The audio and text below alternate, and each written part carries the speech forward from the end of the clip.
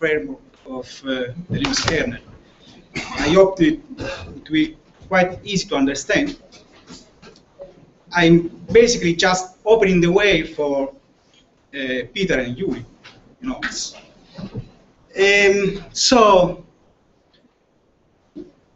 what are the goals of the Linux scheduler?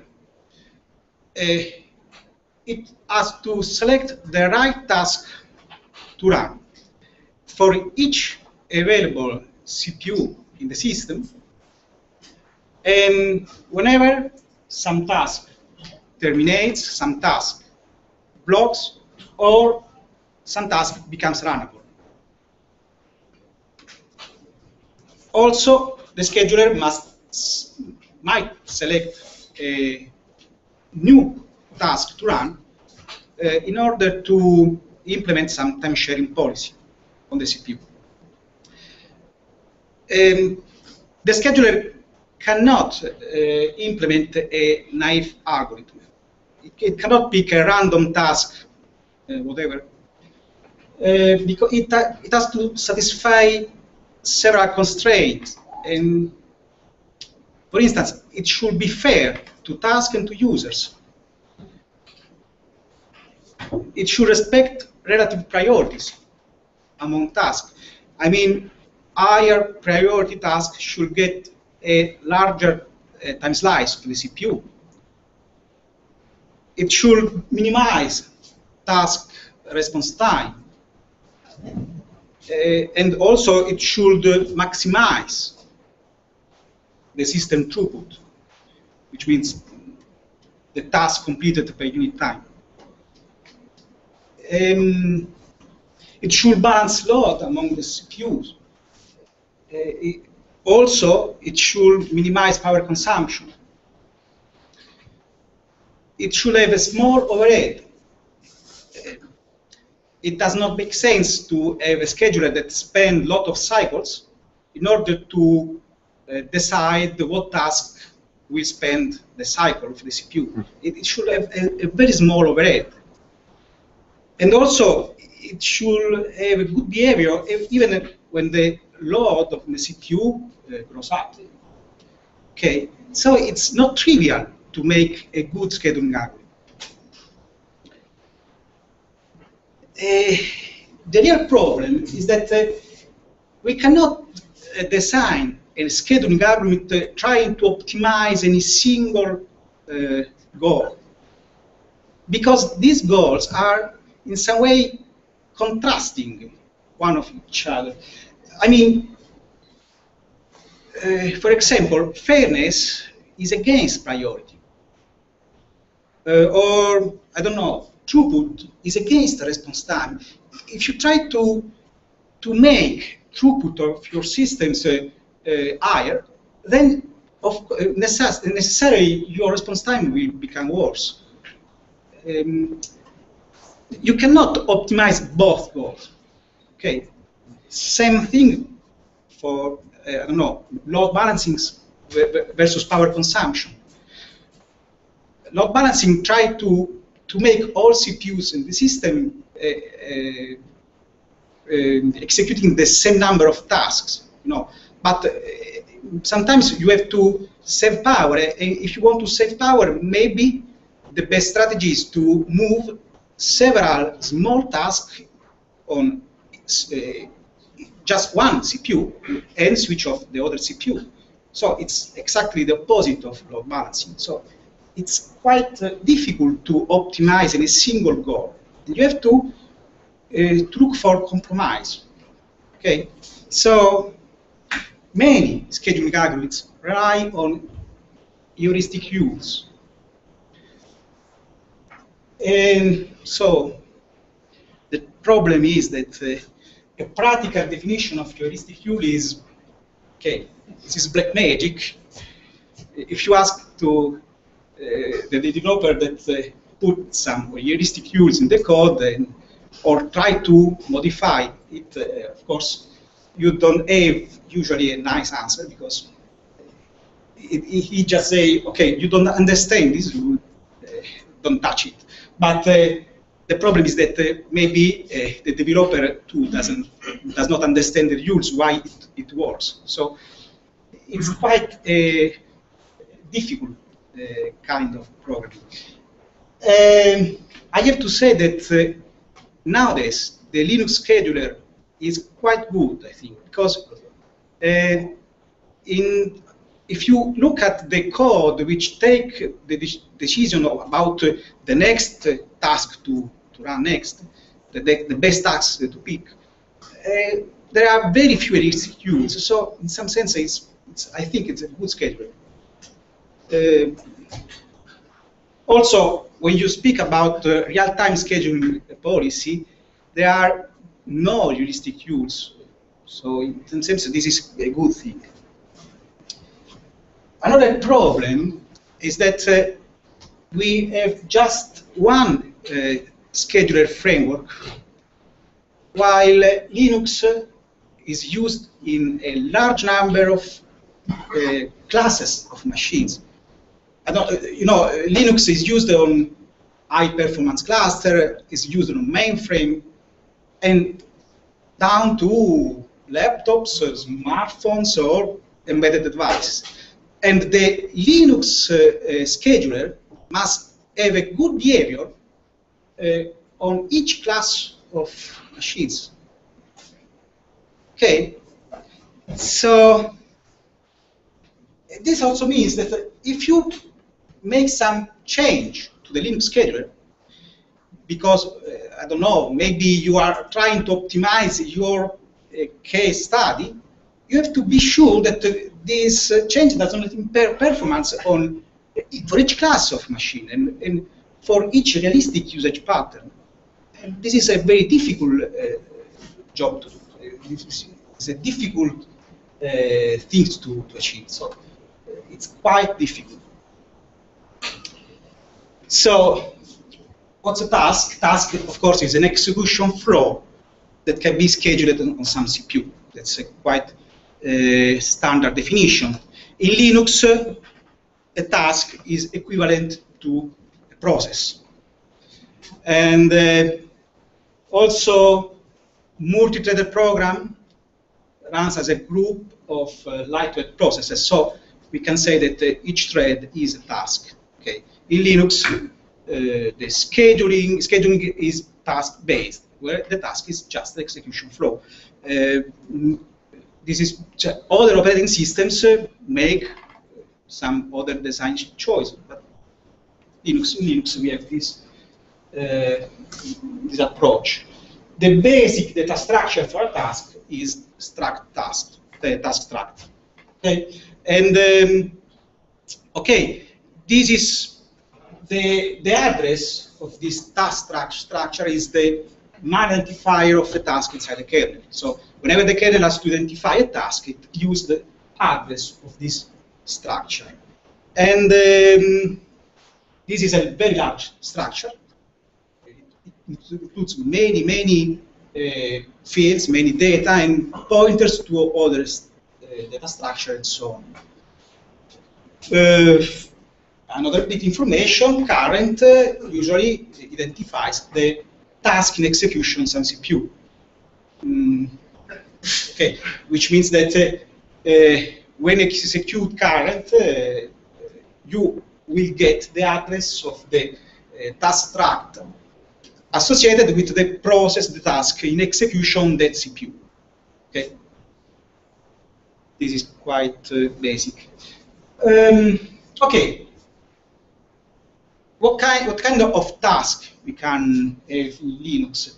Of course, we have Unix normal tasks, which have arbitrary execution times, which have a relative priority, and scheduling algorithms that are starvation-free and time sharing.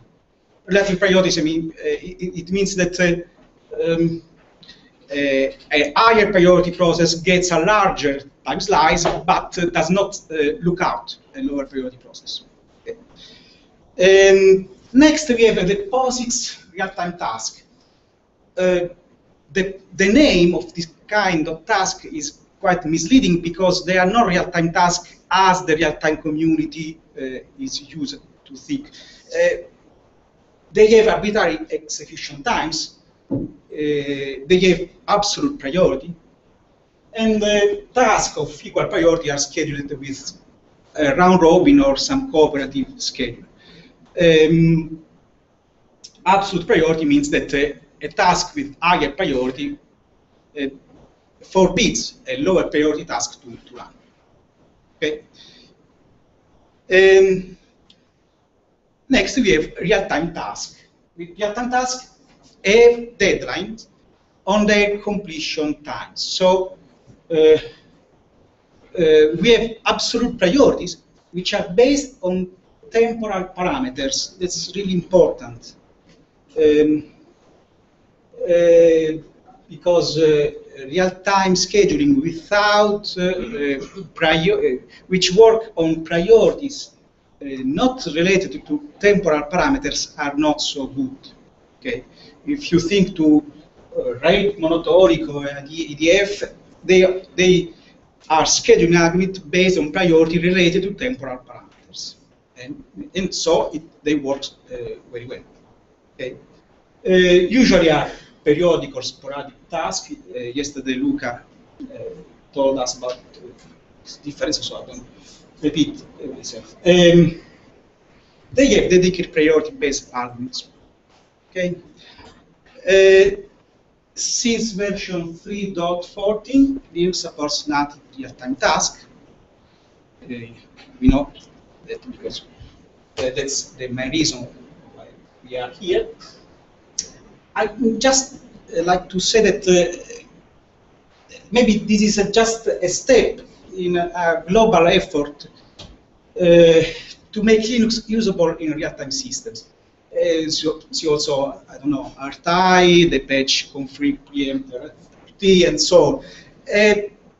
It's very difficult task trying to make Linux usable in real-time systems.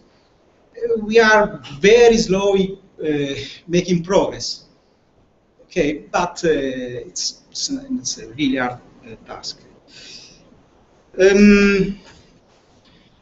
The current scheduler framework was introduced by Ingo Mornar in kernel 2.6.23 and is based on different scheduling policies included in different scheduling classes.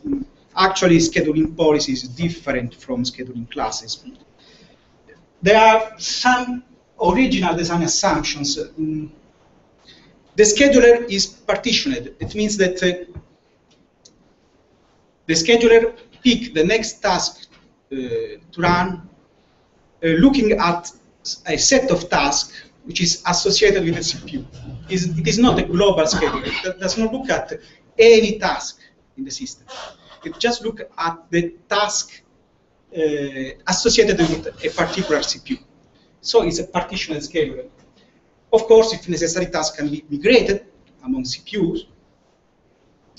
Each scheduling class has a unique priority, and that means that on some CPU, no task of a given class can be run if tasks in classes with higher priorities are runnable. These are the original assumptions, but real-time policies break some of these assumptions. For instance, it's not true. It's not. There are cases in which you can run a task of lower priority, of a lower priority class, even if a runnable task in the higher class are runnable. Or, for example, real-time policies try to implement some global scheduling. But the original design is partitioned, as we'll see. So we have 5 scheduling classes and 6 scheduling policies. This is the table. Just let's try to to analyze each of them. So the stop scheduling class is the highest priority scheduling class. Actually, this is a mechanism to force some function to run on some CPU or on all CPUs in such a way to preempt and to freeze any other task on that CPU. It's a mechanism. It's not a real scheduling policy because usually there's just one kernel thread per CPU, the so-called migration thread. So the scheduler does not really decide a task to run. There is just one. If it is runnable, it should be run. But it's not really a scheduling policy. It's just a mechanism to achieve some goal. This is used by task migration, by read, copy, update, synchronization primitive, by CPU plugging, and so on. Okay. Next, we have the deadline scheduler class. By Dario Fagioli, by Yuri, introducing kernel version 3.14. Okay, it defines scheduling policies, which is deadline, but okay, of course, these are the highest priority tasks that are allowed in the system. I'm not going to say more because, of course, Yuri will give further details later. Next, we have the real-time scheduling class, which implements the POSIX real-time task. We have 99 absolute priority, and we have two scheduling policies. The scheduling policies apply to tasks of equal priority. Of course, the priorities are absolute in the sense that a higher priority task always forbids a lower priority task to run. So there is no scheduling policy to adopt. Scheduling policy apply to tasks of equal priority. And then we have a cooperative scheduling like first come, first serve, or a round-robin scheduling with a default time slice of 100 milliseconds, but of course you can change it. Okay. Next, we have the phase scheduling class, introduced by Ingo Mornan in kernel 2.6.23. It implements the completely phase scheduler, which is the main scheduler of our Linux system. It is used by default for each process in the system. There are three scheduling policies, which are sched_normal for normal Unix tasks, the sched_batch for non-interactive tasks, let's say, and sched_idle for very low priority tasks. Again, I'm not going to further details because Peter will speak later about this. Next, we have the idle scheduling class. The idle scheduling class is the lowest priority scheduling class. So a task in this class can be run only if no other runnable task exists on the CPU. And is not associated with the scheduling policies, again, because there is just one task per CPU, which is the so-called idle task or idle thread, the swapper. Okay, it is the task which is run whenever the CPU has no other task to execute. Okay. So in some sense, it's just a mechanism. So the scheduling class is implemented by a structure of type sched class. Basically, it's just a container, a collection of function pointers, of methods. Okay, and each structure is linked to the next structure, to the next lower class in the hierarchy by a next pointer.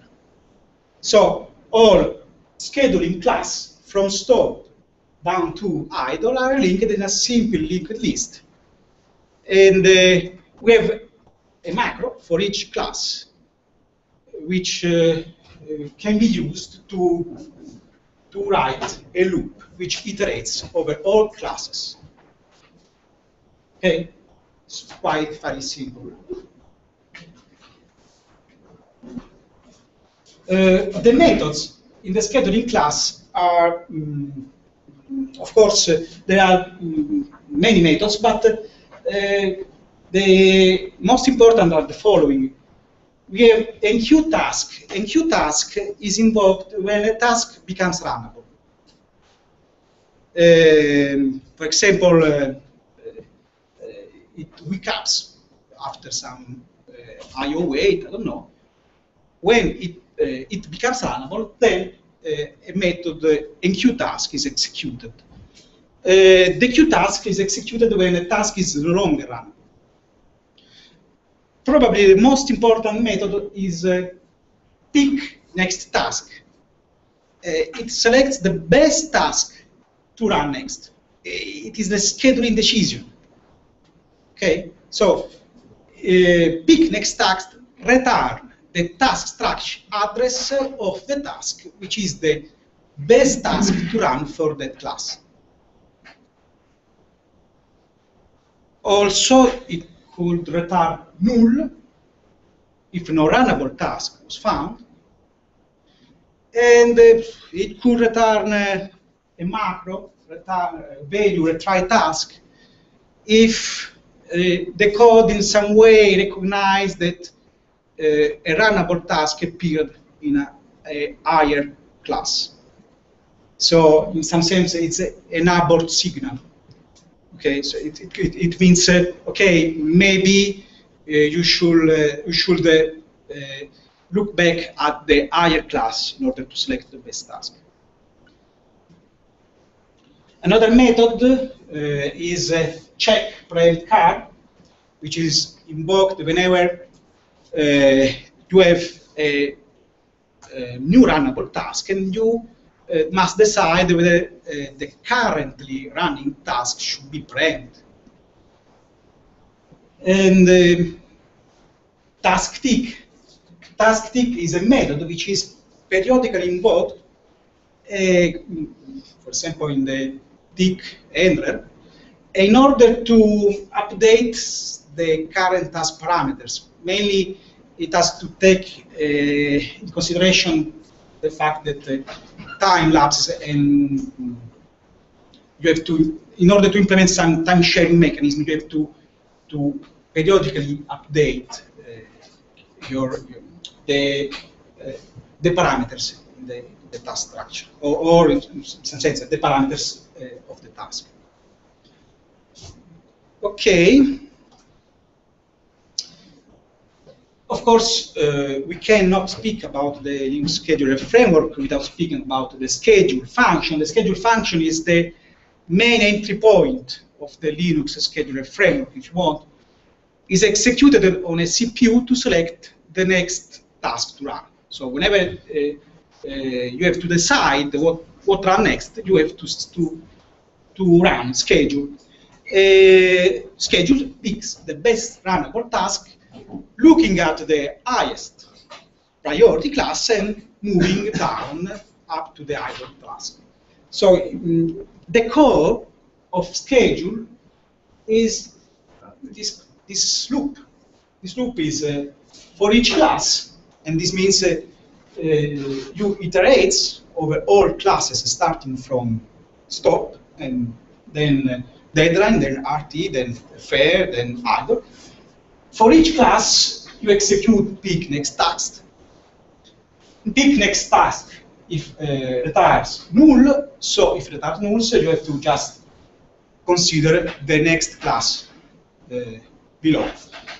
If pick next class returns a non-null value, you have to consider if it is a retry task, you have to start again, because it means, okay, there is some runnable task appeared in higher class. Otherwise, you return the address of this task structure.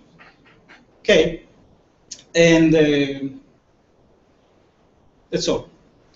Pick next class has two arguments, which are, okay, a pointer to the previous running, the current, if you want, the task which is running should be replaced, and RQ, which is the pointer to a rank queue structure. Rank queues are structure which collect, if you want, the runnable task on some CPU. There is a rank queue for each CPU in the system. The scheduler, the scheduler framework is based on a partitioned scheduler. So I mean, each CPU has a rank queue. Each rank queue collects the task that can be run on that CPU. So can I ask you, so schedule is running on each CPU? Yes. There is one. Yes, because schedule is executed on a CPU to select the task to replace the current task on that CPU. So it's a local decision. Sorry, but tasks can migrate from one rank queue to another. Yeah. So scheduling is not the partition. Okay. So if it was partitioned, you had no migration. Yeah. Okay. Of course, it means what the term migration is, but the point is that in the original design, Yes. migration was a fairly rare condition, because you migrate a task whenever, I don't know, you fork a new task, Or when you you accept, load balancing. or you have a very large load unbalancing. Because the idea is that it is convenient to keep a task linked to the CPU in which it was running before, because so it's much more friendly to the cache and so on. And so the basic idea is that, okay, the task belongs to some rank queue which is associated with CPU. Next, I can also migrate the task, but this is not a very this does not occur very often in the original. I think no real-time tasks. No real-time task. Okay, real-time task. Fixed priority tasks. Yeah. Task can migrate every time it has blocks or every time it has David, yes. Real-time task. This is no longer true. Okay. Real-time task. Whenever you pick a new task on some CPU, you can also start a migration. Yes, that's really true. But I think that in any case, you still have local rank queue. Even in real-time scheduling, you have a spare CPU rank queue. Yes, you have per CPU rank queues. Scheduling algorithm Yes. is going to be implemented in a global schedule. Yes, of course, yes.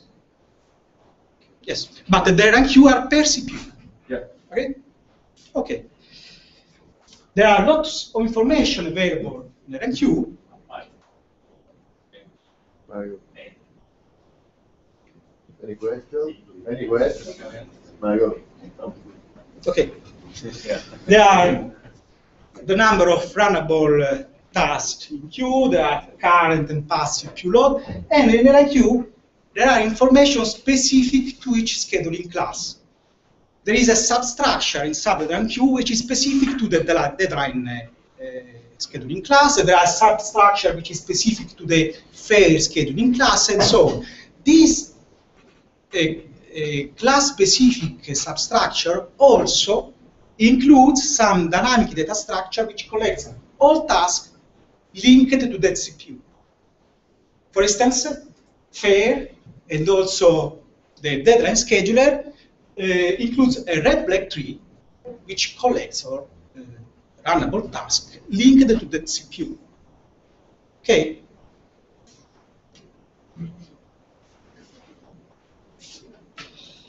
So this is an example, just two rank queues for two CPU. Each rank queue includes some substructure that collects some task in the system.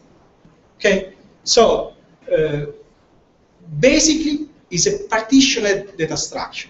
Then, of course, it is true that whenever a schedule is run on some schedule, and schedule select, some runnable task here, or okay, it might migrate some task from another run queue, but the basic data structure is partition. Okay. Okay. Just finishing. Sched deadline, sched FIFO, and sched robin task may easily start normal task. So there is some fail-safe mechanism.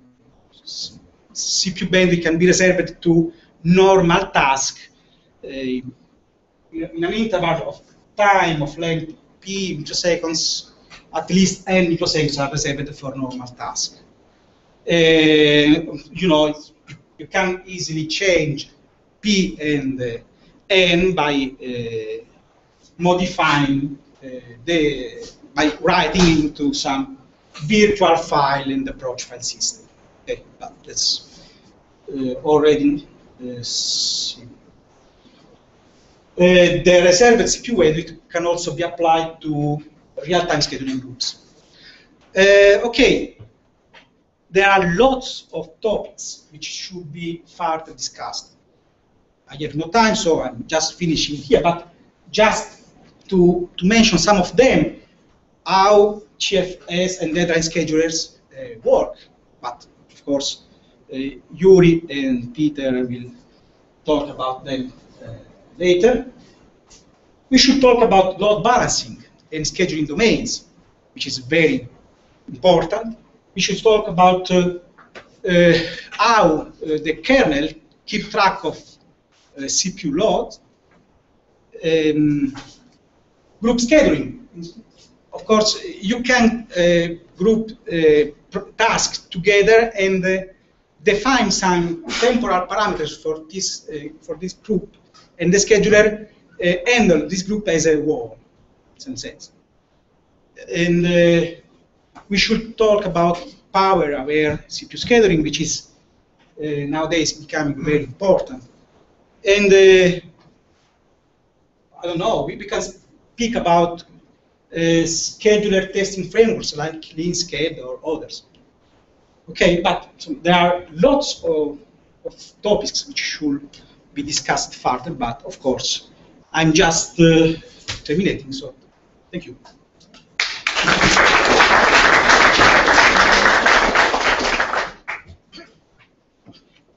Well, yeah, thank you for this. Is there any question on this kind of background of scheduler? For myself, who I'm not really into the code, for me it was very helpful. That's really for, you are all the super expert of the kernel, but not you. So that was very helpful. Any questions for Marco? No? Okay.